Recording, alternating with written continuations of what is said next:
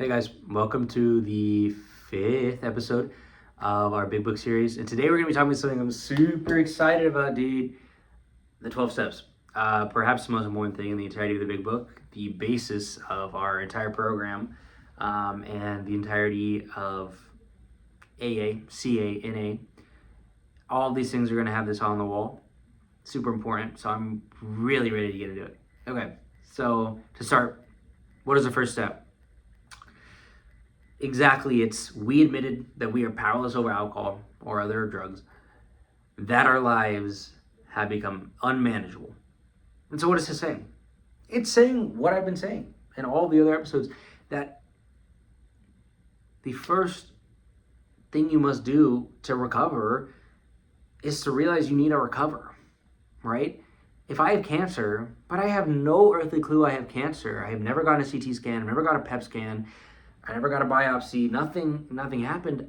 To me, I don't have cancer, but I still may die, frankly. But the alcoholic is one and the same.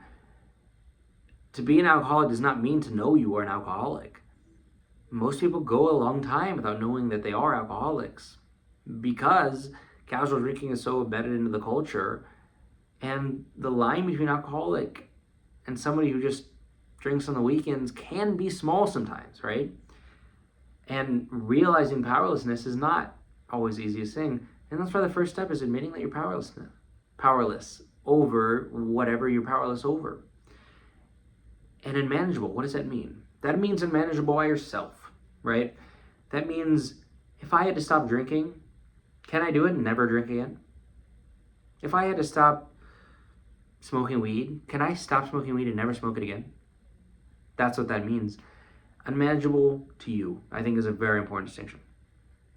That's the first step, perhaps the most important step. What next? Number 2, came to believe that a power greater than ourselves could restore us to sanity. So let's work backwards with this one, right? What's sanity? I just went out of frame. My head just got cut off. How sad. Sanity. Sanity is power over oneself, right? If insanity is in total and utter powerlessness, sanity is the opposite. It's having power over what you do. Having the ability to say, this is what I want to do, and this is when I want to do it, and this is what I don't want to do, and this is when I'm not going to do it. That being always with alcohol or drugs is really important. Came to believe in a power greater than ourselves. This is that spiritual experience I've talked about. This is learning that you have a higher power. This is coming out of oneself and saying, I am not the only one that's governing what I do. And I'm not the only one who governs everything else. And saying that a higher power, once again, it could be anything. It could be biology, it could be physics, it could be God, it could be Allah, it could be anything. And saying, hey, I realize I have a problem at step 1.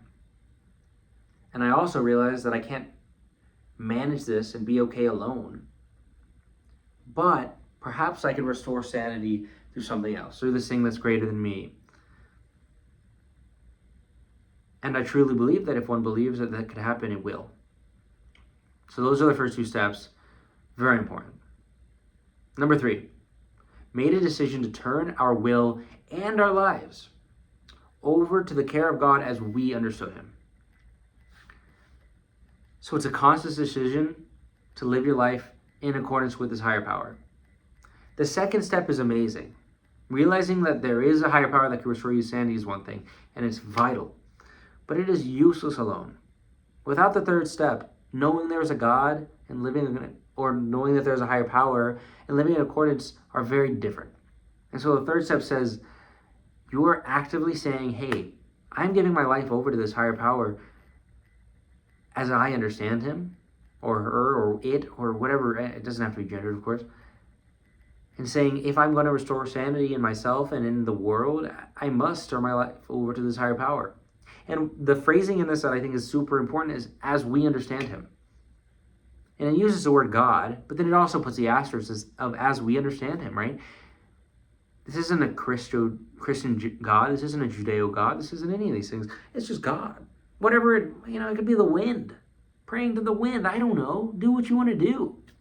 as long as it's something higher than yourself, right? Selfishness is the enemy to addiction recovery.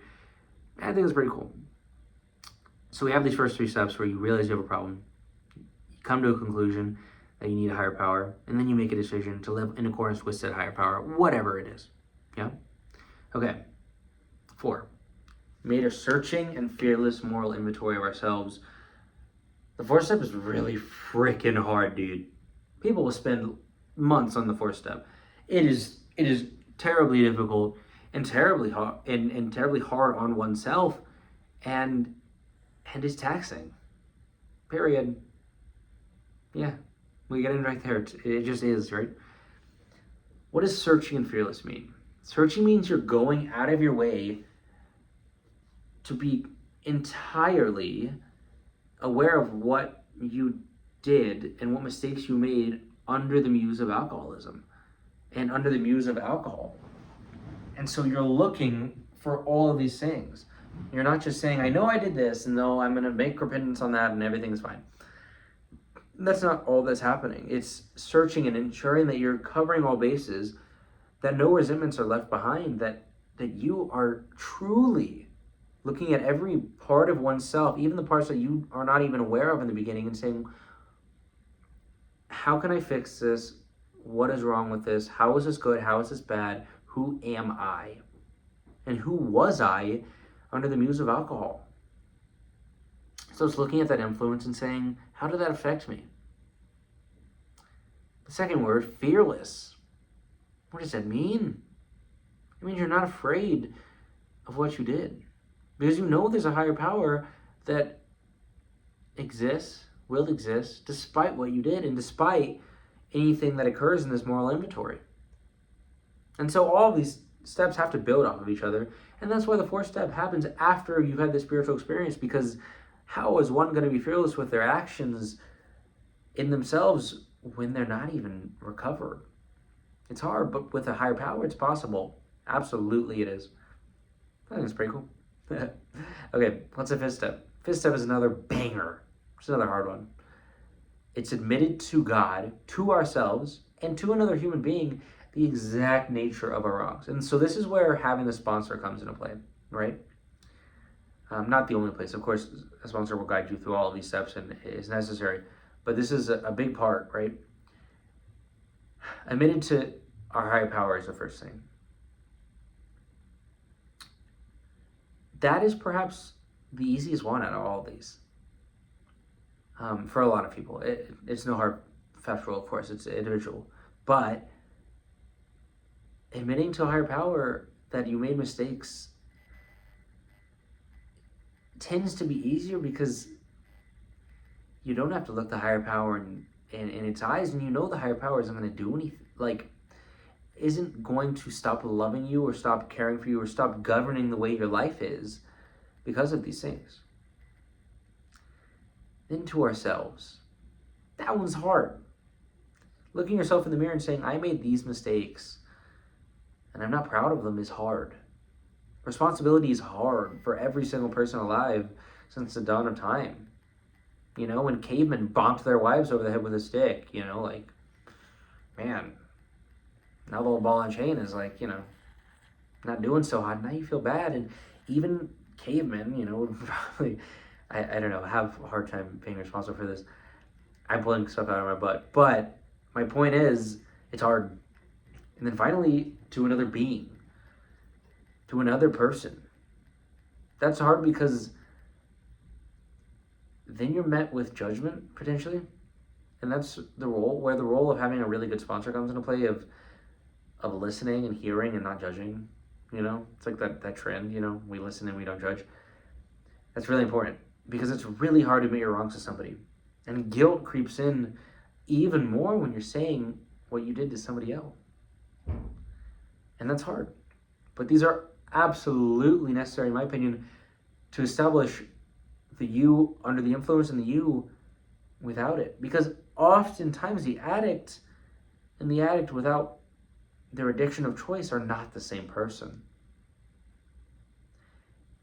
And separating those two, taking that moral inventory, admitting your wrongs, is necessary in making that distinction, in my opinion.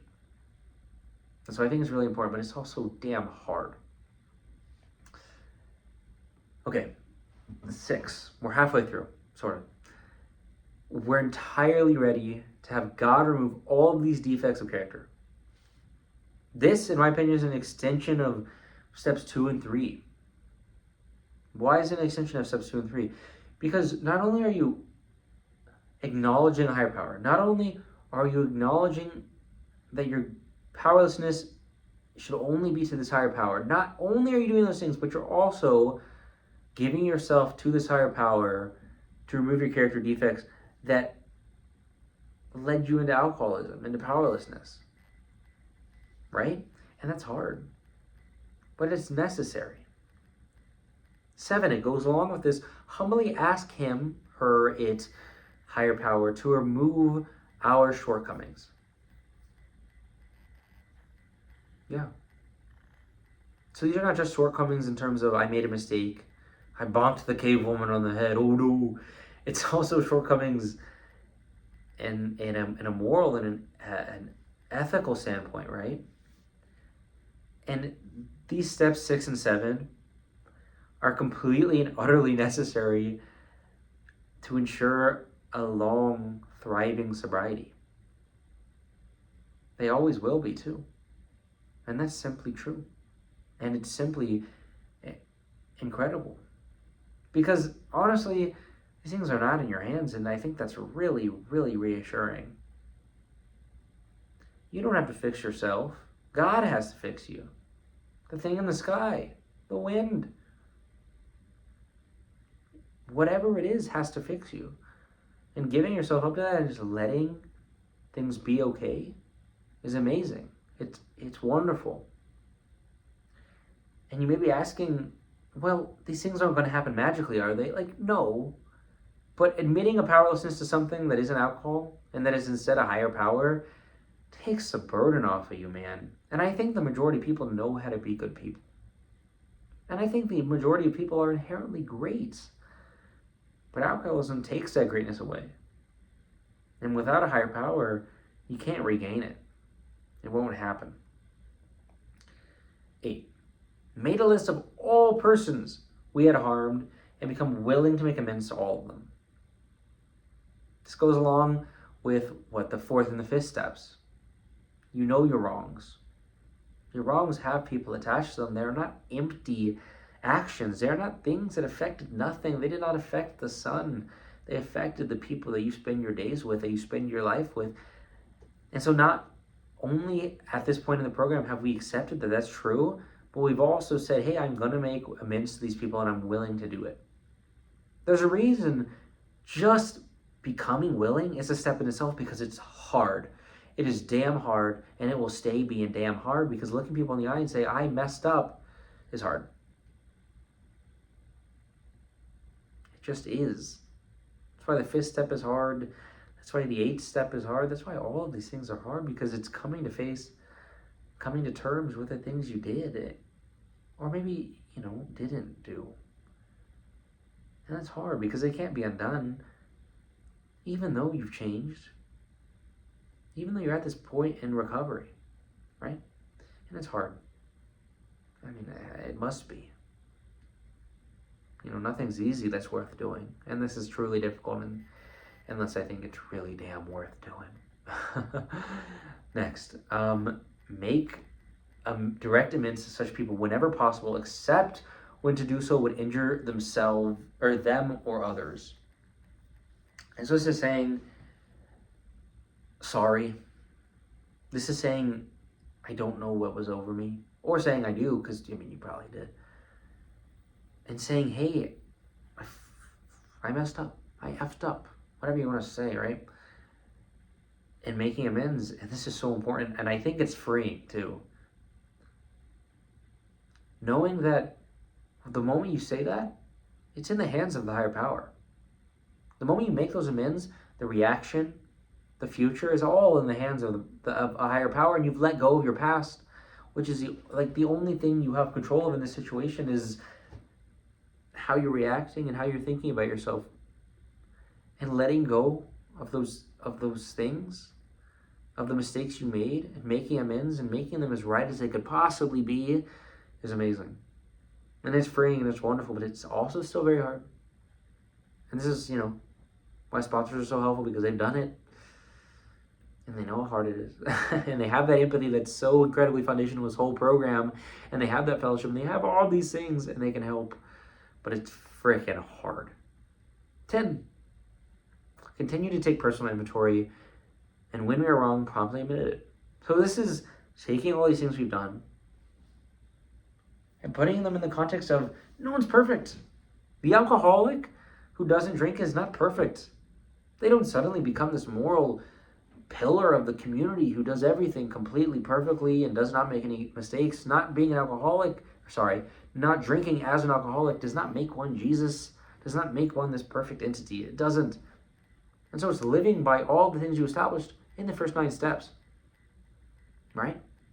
And that's super important. We're getting towards the end. We're looking for sustainability, and that's a part of it, man. Because you don't stop making mistakes the moment you stop drinking. In fact, you might make more. You might not. You probably won't. But you might. You might have a major F up that has nothing to do with drinking or with using or anything. It might just be a mess up because, we make mess ups. I don't know why I said that like I'm like a baby, but we do. We mess up. And it sucks messing up, but, it sucks more living with the fact that you did it and you didn't do anything about it. And that's why the 10th step is so important. 11, sought through prayer and meditation to improve our conscious contact with God or high power as we understood him, praying only for his knowledge of his will for us to carry out. So this is, once again, an extension of the other steps. It's seeking to know your higher power in a manner that is more personal than simply giving yourself to them. That sounds pretty personal already, but it can go further.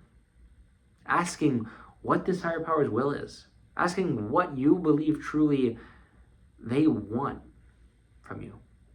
Asking what you think the universe is compelling you to do. Not what you want the universe to compel you to do, what you are compelled to do. And I make that distinction because sometimes alcoholics mix those two up. And it's hard. And it's easy to mess those things up. And it's hard when you do. It really is. 12. The final step. One of the more important ones in my opinion. Having a spiritual awakening as a result of these steps, we try to carry this message out to other alcoholics and to practice these principles in all, practice these principles in all ALL of our affairs. So what this is saying is living your life in accordance with this. Not living just your recovery. When you walk down the street, you should be living in accordance with what you believe your higher power, with what you know your higher power would like you to do. What you think your moral compass is guiding you towards. Another part of this, we try to carry this message to alcoholics. Fellowship. The program doesn't work if you don't work it. And the program doesn't work if you don't expose it to others and try to have them work it. And the program doesn't work if you don't help others work it because they won't know how to do it. Because it's fucking hard, man. And so, ideally, it starts over. You go back to step 1 with someone else and you help them. You live in accordance with steps 1 through 12. You live in accordance with the higher power. You live in accordance with all these values that you developed. And you bring fellowship into your life. And you bring those who need it into your life to help them. It's necessary. For the good of yourself, for the good of alcoholics as a whole, for the good of AA, for the good of everything of society, this fellowship is necessary. And I think that's a really good place to end off with the cornerstone of the whole program, fellowship and empathy. I really thank you for watching. Please like the video. Please subscribe if you'd like. Please comment if you want to comment. Please do something. to show you liked this video, or tell me if you didn't. That's fine, but you probably did.